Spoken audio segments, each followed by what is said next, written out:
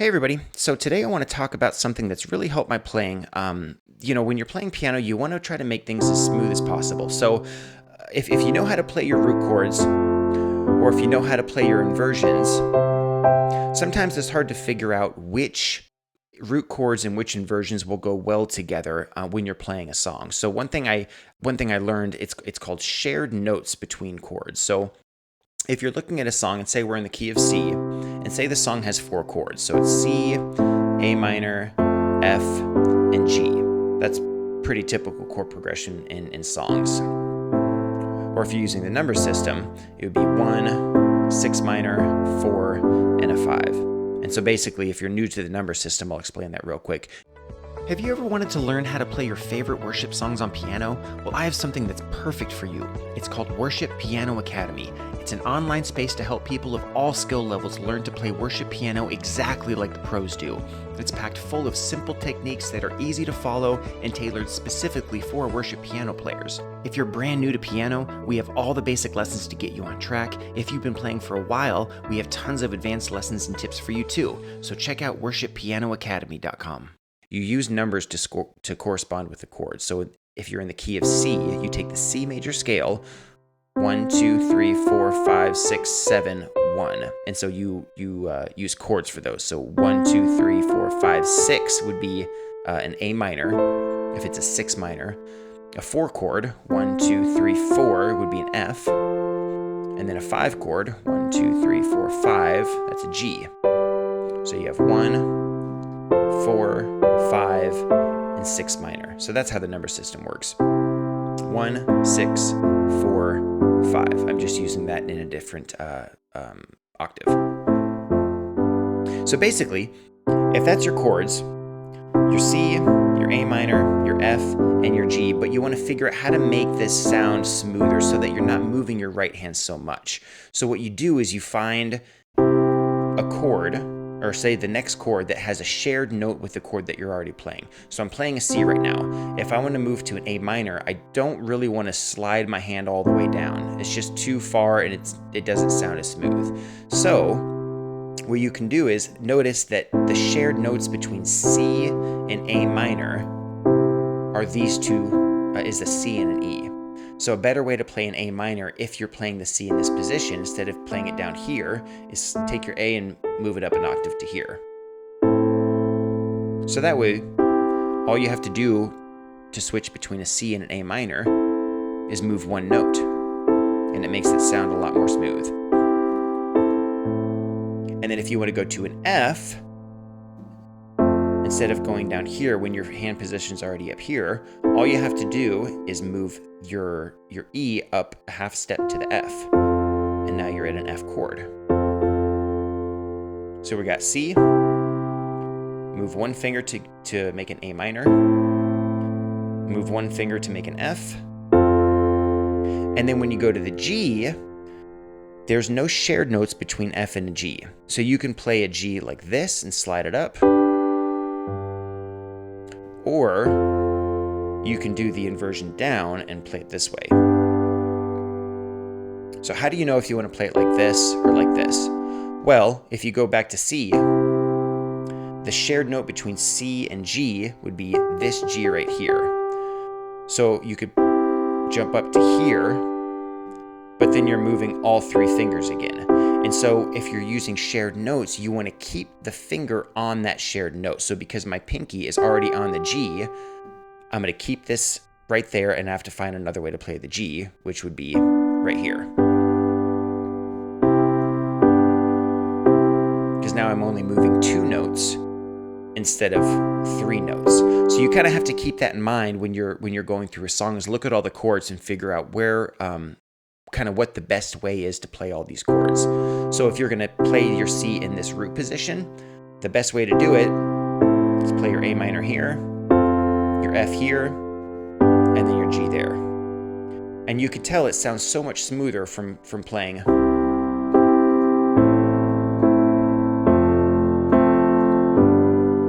Right? And then we'll use the shared notes.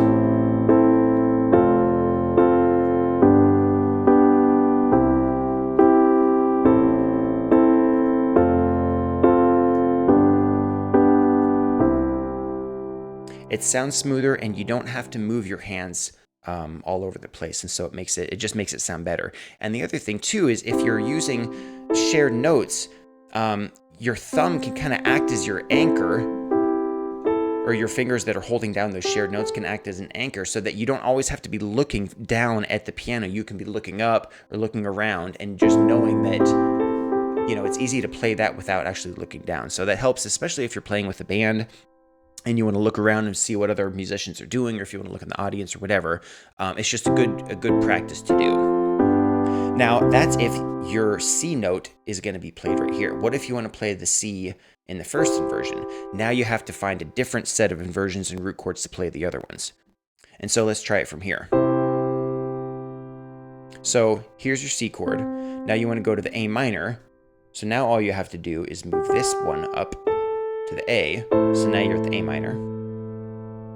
And if you want to go to the F, this will slide up a half a step. So now your F is in the root position. And then same thing with the G. You could either slide up, or from the F, you could go down. And so again, which one do you play? The G here or the G here? Well, if your C is right here, to go from a C to a G, it's less movement to play this G than going all the way up, because you're moving 3 fingers in this position, as opposed to here, here's your anchor, and you're moving those 2 notes. So the least amount of notes that you can move as possible is typically the best way to play that next chord. So if you're going to do it here, here's your C, here's your A minor, here's your F, and then your G.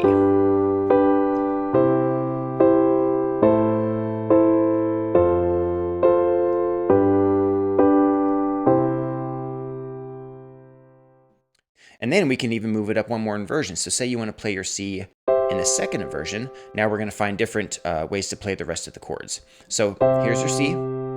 So now to go to the A minor, we're going to move our thumb up. Here's your A minor. And then for your F, we're going to move the E up a half step to here. And then again for your G, you could slide up, or you could go down.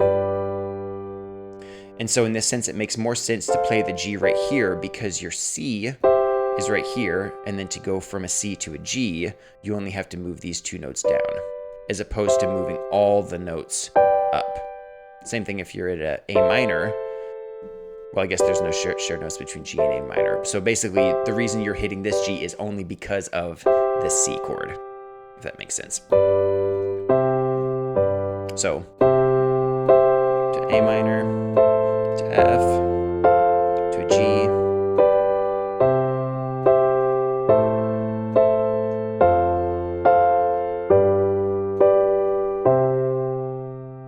so basically there's 3 ways that you can play this song depending on which inversions you want to use, and basically which your anchor note, so, or your anchor chord. So if your anchor chord, if the song is in the key of C and you want to play the C in the root position, you'll play it like this.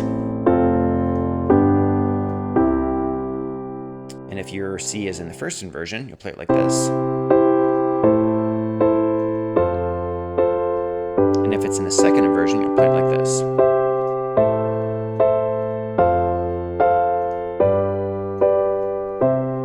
So it's kind of 3 different ways that you can play the same song, but just using different inversions, you can give it a little lift with each inversion that you jump up. And now another thing too is say you're playing a song and there's a double chorus, right? So there's 2 choruses and you want to add a lift to the second chorus.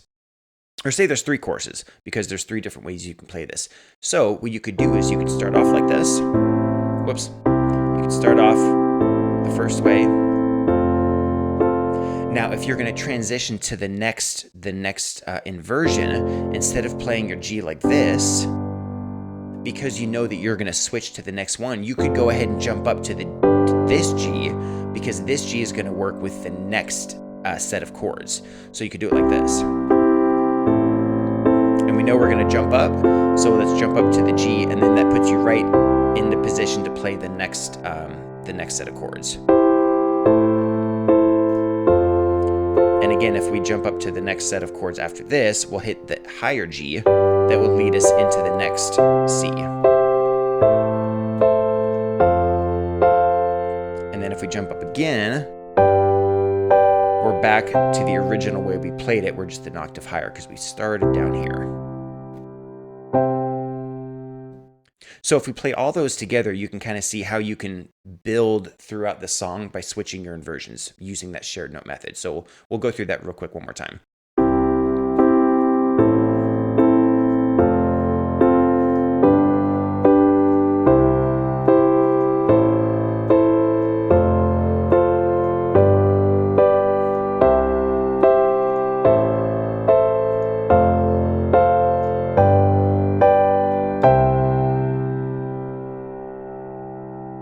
And so it's a really cool method to use, is just using shared notes based on what the next chord's going to be. So if you play around with that, I think you'll get an idea of how that can really smoothen out your playing. And another practice that you should do when you're doing this is use kind of this triad walk up when you're going through the chords, and it'll really help build finger strength. And so it sounds like this. So you're hitting each note in the chord, but you're walking up and down. And so it starts off like this. So you can start at the bottom and work your way up and down. So it would be like to the A minor, to the F, to the G. And you can do it the other way, where you start from the top and you work your way down and then back up. So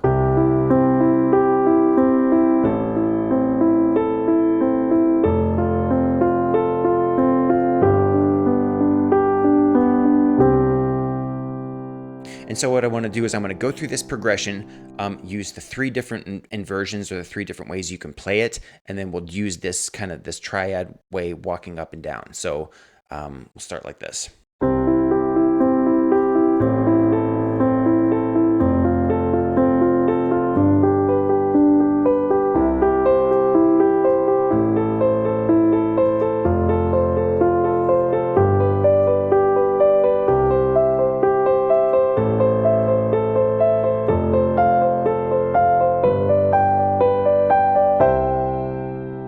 Right, so it's walking up, and now we'll start from the top note and work down first. So it'll look like this.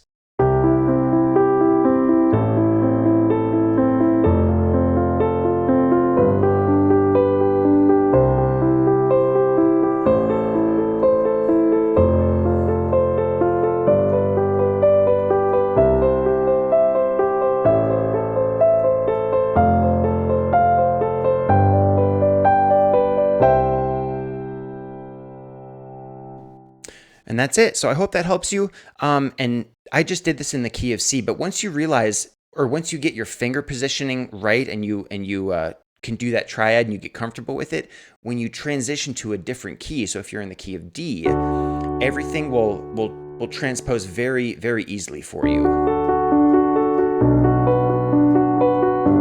because you're using the same fingers.